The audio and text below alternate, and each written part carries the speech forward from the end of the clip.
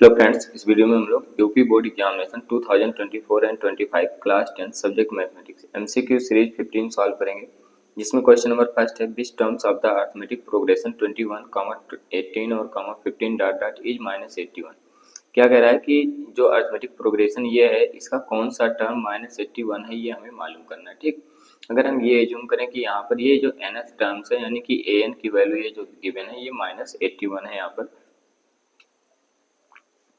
-81, और जो first term है यहाँ पर ये की वैल्यू है 21, और जो कॉमन डिफरेंस डी मिलेगा यहाँ पर कॉमन डिफरेंस को निकालने के लिए इसमें से इसको माइनस कर देंगे, यानी कि 18 माइनस 21 हो जाएगा। ठीक, और इसको माइनस करेंगे तो -3 आ जाएगा, यहाँ पर कॉमन डिफरेंस मालूम हो जाएगा।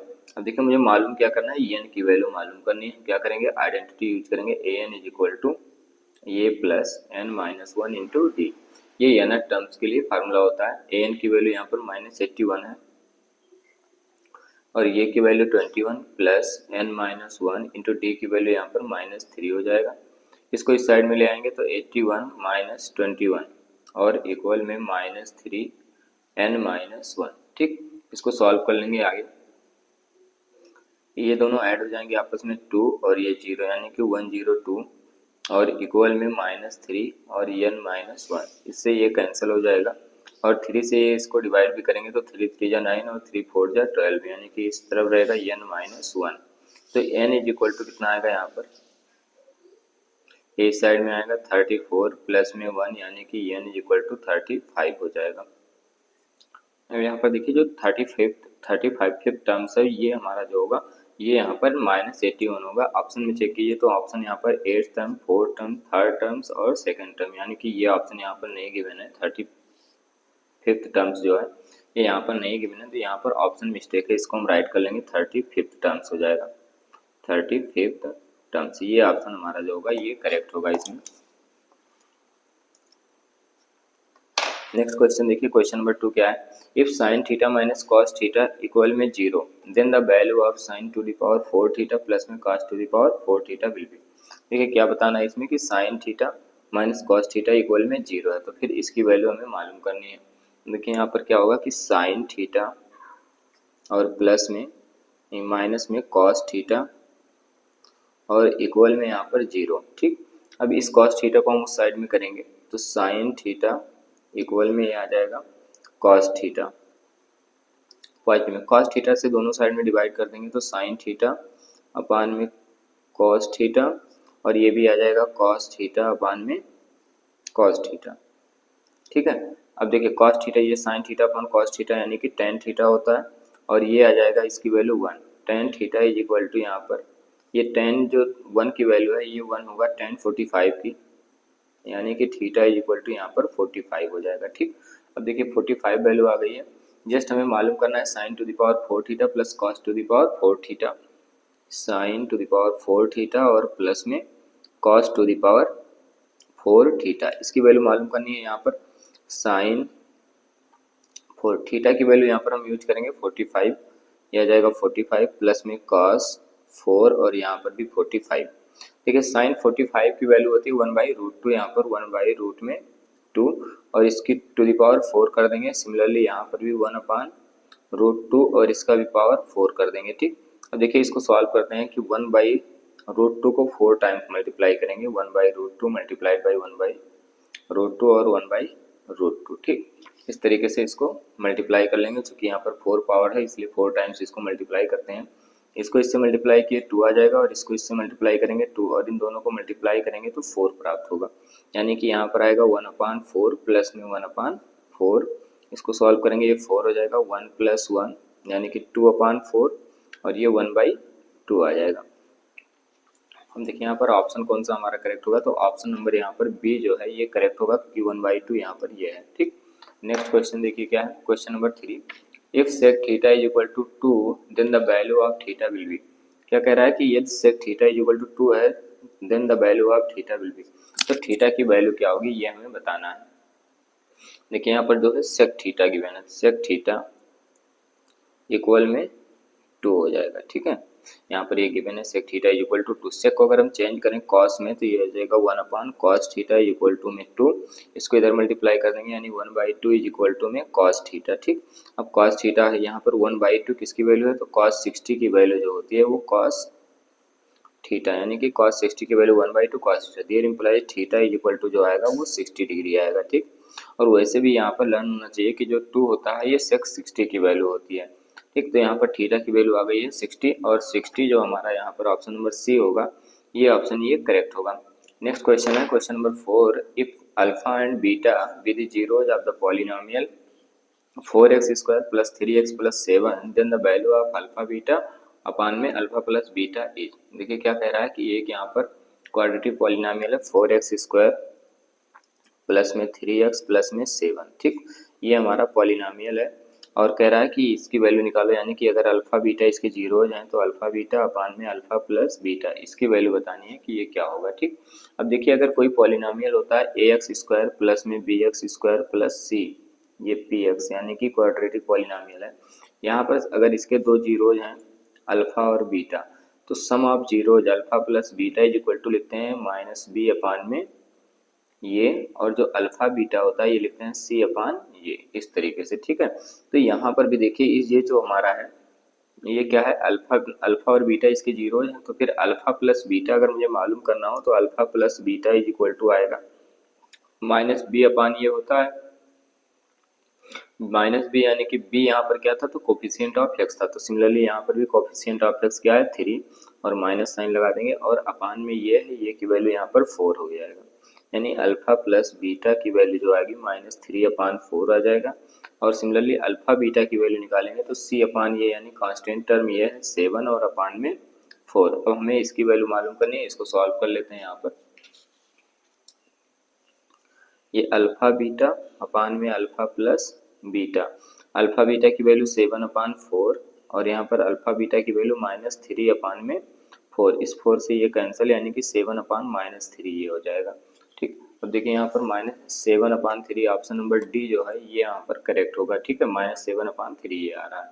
नेक्स्ट क्वेश्चन नंबर 5 देखिए क्या है, क्वेश्चन नंबर 5 जो है, if the pair of linear equation kx - y - 2 equal में 0 and 6x - 2y - 3 इक्वल में 0 are inconsistent then the value of k is.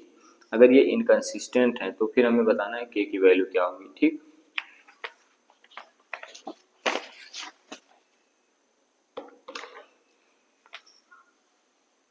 देखिए यहाँ पर ये दो इक्वेशन गिवन है, एक तो है kx - y - 2 इक्वल में 0 और दूसरा इक्वेशन है 6x - 2y - 3 इक्वल में 0। ये दो इक्वेशन यहाँ पर गिवन है। अब देखिए अगर कहीं कोई दो इक्वेशन इस तरीके से जनरल फॉर्म होता था लीनियर इक्वेशन टू वेरिएबल्स का, a1x प्लस b1y प्लस में c1 इक्वल में 0 और a2x प्लस b2y और प्लस में c2 इक्वल में 0, ये तो हमें प्राप्त हो जाता था कि a1/a2 is not equal to में b1/b2। तो ऐसे कंडीशन में जो लाइन होता था वो कंसिस्टेंट होता था, ये होता था कंसिस्टेंट। और ये जो लाइन होता है इंटरसेक्टिंग लाइन भी बोलते हैं इसे। जस्ट इसके बाद अगर इसके सोल्यूशन की बात करें तो यहाँ पर यूनिक सोल्यूशन होता है। अगर ये कंडीशन मिलता है तो यूनिक सोल्यूशन होगा, कंसिस्टेंट होगा और फिर क्या होगा, यहाँ पर लाइन इंटरसेक्टिंग होगा। एक कंडीशन और है a1/a2 इज नॉट इक्वल में b1/b2 और is not equal to c1/c2, ऐसा कंडीशन मिलता है तो ये होता है इनकंसिस्टेंट। ठीक है, यहाँ पर ये कंडीशन अगर मिला तो हम बोलेंगे कि ये लाइन और ये लाइन इनकंसिस्टेंट है और इसके बाद ये क्या होगा, पैरेलल लाइन होगा और नो सोल्यूशन होगा। ठीक है, ऐसे कंडीशन मिलने पर लाइन कैसे होते हैं, पैरेलल होते हैं और नो सोल्यूशन होते हैं। एक कंडीशन और होता है a1/a2 इक्वल में b1/b2 और इक्वल में c1/c2, ये कंडीशन होता है। ऐसे कंडीशन में क्या होता है, लाइन कोइंसिडेंट होते हैं और कंसिस्टेंट एंड डिपेंडेंट होता है और इसके इनफाइनाइट सोल्यूशन होते हैं। ठीक, यहाँ पर जो क्वेश्चन में बता रखा है कि linear equation kx - y - 2 equal में 0 और 6x - 2y - 3 इक्वल में 0 आर इनकंसिस्टेंट, ये इनकंसिस्टेंट है, यानी कि ये कंडीशन यहाँ पर फुलफिल कर रहे हैं। ठीक, तो फिर हमें k की वैल्यू निकालनी है। अब देखिए हमें क्या करना है कि ये इक्वेशन का इससे कंपेरिजन करेंगे, तो इसका कंपेरिजन करेंगे, a1 की वैल्यू यहाँ पर प्राप्त होगा k और b1 की वैल्यू प्राप्त होगा -1, c1 प्राप्त होगा -2। सिमिलरली इस इक्वेशन का इससे कंपेरिजन करेंगे तो a2 की वैल्यू यहाँ पर आ जाएगी 6, a2 इज इक्वल टू में 6 और B2 इज इक्वल टू -2 और जो C2 की वैल्यू प्राप्त होगी -3। ठीक, अब देखिए हमें क्या करना है कि ये कंडीशन अप्लाई करना है, क्योंकि इसने पहले से ही बता रखा है कि ये क्या है, इनकंसिस्टेंट है, तो ये कंडीशन फुलफिल करेंगे, यानी A1/A2 इक्वल में B1/B2 और इक्वल में नॉट इक्वल टू में C1/C2। A1 की वैल्यू यहाँ पर K है और A2 की वैल्यू 6 हो जाएगा, B1 की वैल्यू यहाँ पर -1 और B2 की वैल्यू -2, C1 की वैल्यू -2 और अपान में C2 की वैल्यू -3, चूंकि ये नॉट इक्वल टू है हम इन दोनों को लेकर के सॉल्व कर देंगे यहाँ पर और K की वैल्यू मालूम हो जाएगी। K/6 इक्वल में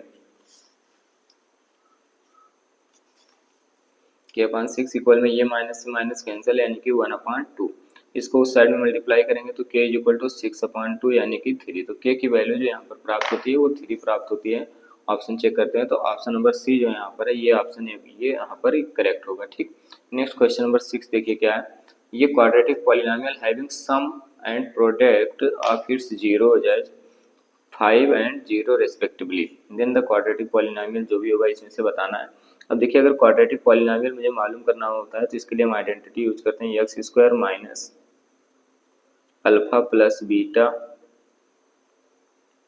इंटू में एक्स और प्लस में अल्फा बीटा, यानी x square minus sum of zeros into x और प्लस में प्रोडक्ट ऑफ जीरो, ये होता है। अब इसमें गिवन है कि quadratic polynomial having sum and product, यानी सम कितना है 5, तो यहाँ पर 5 यूज करेंगे, ये एक्स स्क्वायर माइनस यहाँ पर एक्स हो जाएगा और प्लस अल्फा बीटा यानी प्रोडक्ट की वैल्यू यहाँ पर 0 है, एक्स स्क्वायर माइनस 5x जो क्वाड्रेटिक पॉलिनोमियल में प्राप्त हो एक्स स्क्वायर माइनस 5x, ये ऑप्शन नंबर ये इसमें क्या होगा करेक्ट होगा।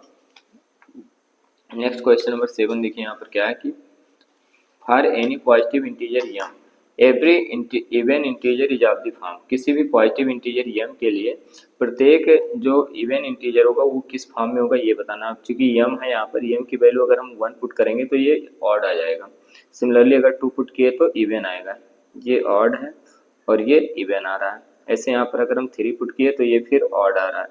तो हमें जो बताना है कि उसमें केवल और केवल इवन वैल्यू ही आनी चाहिए, जैसे यहाँ पर सेकंड क्या है 2m। अब इसमें अगर हम m की वैल्यू 1 पुट करते हैं तो आंसर क्या आएगा 2, क्योंकि 2 1 जा 2।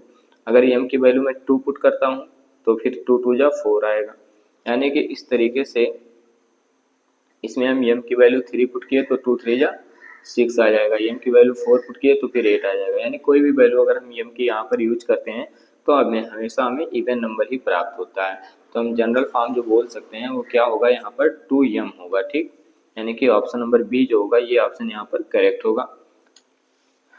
नेक्स्ट क्वेश्चन नंबर 8 है, यहाँ पर देखिए क्या कह रहा है कि क्वेश्चन नंबर जो 8 है एलसीएम एंड एचसीएफ ऑफ 12, 15 और 21 रेस्पेक्टिवली आर, एलसीएम और एचसीएफ इनका क्या है ये हमें बताना है। 12, 15 और 21 इनका एलसीएम एंड एचसीएफ बताना है, 12, 15, 21।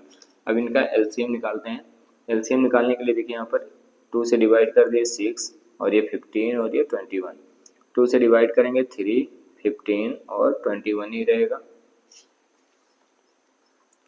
जस्ट इसको हम 3 से डिवाइड करते हैं तो 3 1 जा 3, 3 5 जा और 3 7 जा, 5 से डिवाइड कर देंगे 1 1 और 7 से डिवाइड कर देंगे यहाँ पर 1 1 और 1 आ जाएगा। ठीक, एलसीएम के लिए इसको मल्टीप्लाई कर लेते हैं, 2 2 जा 4 और 4 3 जा 12, 12 5 जा 70 और 60 और 67 जा 420, यानी कि जो एलसीएम प्राप्त हो गया वो कितना हो गया 420। अब इसमें से हमें एचसीएफ निकालना है तो 12 से डिवाइड कर देंगे 15 को, 12 1 जा 12, यहाँ पर आ जाएगा 3 और ये 12 कैंसिल, 3 4 जा 12 ये कैंसिल हो जाएगा। 3 से डिवाइड कर देंगे 21 को, 3 7 जा 21 ये भी कैंसिल, यानी कि जो एचसीएफ प्राप्त होता है वो कितना आ जाता है यहाँ पर 3 प्राप्त हो जाता है। तो एलसीएम है 420 और एचसीएफ है 3। अब देखिए यहाँ पर ऑप्शन कौन सा सही होगा, यहाँ पर ये देखिए जो ऑप्शन नंबर बी यहाँ पर है ये करेक्ट है, क्योंकि 420 एलसीएम हो गया और 3 यहाँ पर जो है वो क्या प्राप्त होता है एचसीएफ प्राप्त होता है। The area of triangle whose base and height are 14 centimetre and 7 centimetre respectively, एक ट्रायंगल है जिसका एरिया और हाइट गिवन है, यहाँ पर एरिया मालूम करना है, base whose base and height given है, बेस यहाँ पर 14 सेंटीमीटर और हाइट ये है, तो हमें उस ट्रायंगल का एरिया मालूम करना है कि कितना होगा।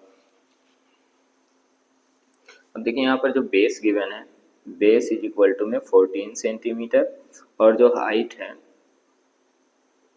हाइट इज इक्वल टू में 7 सेंटीमीटर। ठीक, अब एरिया ऑफ ट्रायंगल जो होता है वो क्या होता है, formula 1/2 multiplied by base multiplied by height. तो 1/2 बेस यहाँ पर 7 नहीं 14 है और मल्टीप्लाइड बाई हाइट कितना है 7 हो जाएगा और 2 से इसको डिवाइड कर देंगे 7 यानी कि 49 सेंटीमीटर स्क्वायर।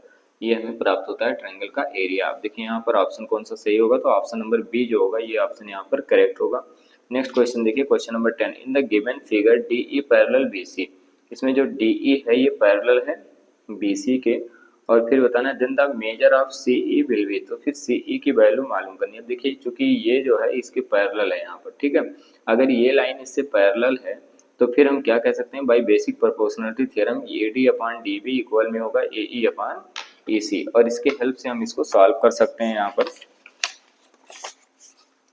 देखिए इसमें हम क्या लिख सकते हैं कि AD अपॉन DB हो जाएगा, AD अपॉन में DB और इक्वल में AE अपॉन में EC। ठीक, AD की वैल्यू यहाँ पर 1.3 और DB की वैल्यू 3.9 इक्वल में AE की वैल्यू है 1.5 और EC की वैल्यू मैं यहाँ पर x एज्यूम कर लेता हूँ कि ये x है। तो फिर AC इज इक्वल टू मैंने एज्यूम किया कि ये क्या है x है यहाँ पर, तो इसकी वैल्यू मैं x राइट कर रहा हूँ। डेसिमल यहाँ पर हटाएंगे तो ये 13 से ये कैंसिल हो जाएगा, 13 3 जा और इसको ला करके इसमें मल्टीप्लाई कर देंगे इसको इस साइड में, तो x is equal to 1.5 multiplied by 3 यानी x इज इक्वल टू ये मल्टीप्लाई होगा 3 5 जा 15 और 3 1 जा 3 और एक 4.5 आ जाएगा।